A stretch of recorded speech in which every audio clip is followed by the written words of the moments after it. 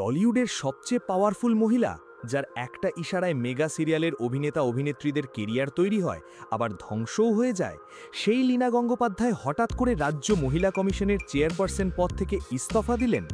টলিপাড়ার সবচেয়ে বড় পাওয়ার সেন্টার কি এবার তাসের ঘরের মতো ভেঙে পড়তে চলেছে?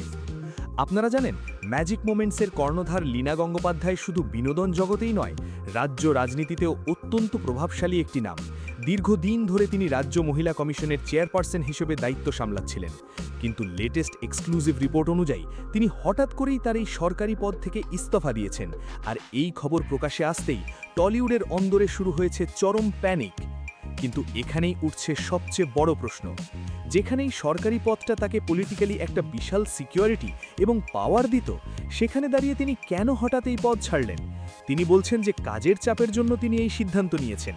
কিন্তু এটা কি সত্যিই স্বেচ্ছায় ইস্তফা, নাকি নির্বাচনের পর বর্তমান রাজনৈতিক পরিস্থিতিতে রুলিং পার্টি নিজেই টলিউডের এই বিতর্কিত মুখদের থেকে দূরত্ব বজায় রাখতে চাইছে? লজিক্যালি ভেবে দেখুন, টলিউডে ম্যাজিক মোমেন্টসের মনোপলি বা আধিপত্য কারোর অজানা নয়। কোন অভিনেতা কাজ পাবে, কাকে বয়কট করা হবে, সবকিছুই এই প্রোডাকশন হাউসের ইশারায় চলত বলে অনেকেই অভিযোগ করেন।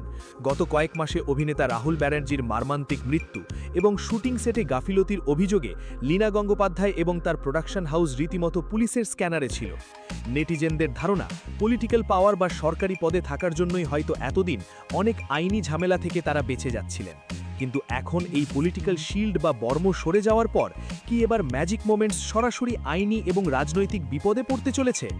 কিন্তু আসল সত্যিটা শুনলে আপনি চমকে যাবেন। লীনা গঙ্গোপাধ্যায়ের এই ইস্তফার পর সবচেয়ে বেশি ভয়ে কাঁপছে টলিউডে সেই সব সুবিধাবাদী অভিনেতারা, যারা শুধুমাত্র লীনা পিসির গুডবুকে থাকার জন্য অন্য প্রোডাকশন বা ইন্ডাস্ট্রির সিনিয়রদের অপমান করতেও পিছু হটেনি।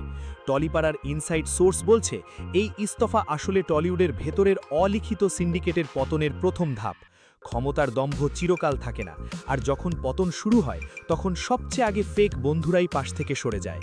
একবার সাধারণ দর্শকের দিক থেকে ভেবে দেখুন, বিনোদন জগৎটা তৈরি হয়েছিল শিল্প আর ক্রিয়েটিভিটির জন্য, কিন্তু যখন সেখানে রাজনৈতিক পাওয়ার আর সিন্ডিকেট রাজ ঢুকে পড়ে, তখন আসল ট্যালেন্টগুলো হারিয়ে যায়।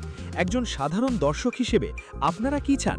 টলিউড কি এভাবেই কিছু নির্দিষ্ট মানুষের হাতের পুতুল হয়ে থাকবে, নাকি এই রাজনৈতিক বর্মগুলো খসে পড়ার পর টলিউডে আবার নতুন এবং আসল প্রতিভারা কাজের সুযোগ পাবে? লীনা গঙ্গোপাধ্যায় তো পদত্যাগ করলেন, কিন্তু এর প্রভাব কি তার প্রোডাকশনের আপকামিং মেগা সিরিয়ালগুলোর ওপর পড়বে? স্টার জলসা কি এবার ম্যাজিক মোমেন্টসের ওপর থেকে নিজেদের ভরসা সরিয়ে নেবে? টলিপাড়ার ভেতরের সেই এক্সক্লুসিভ মেগা আপডেট সবার আগে জানতে এক্ষুনি চ্যানেলটা সাবস্ক্রাইব করে বেল আইকন বাজিয়ে রাখুন।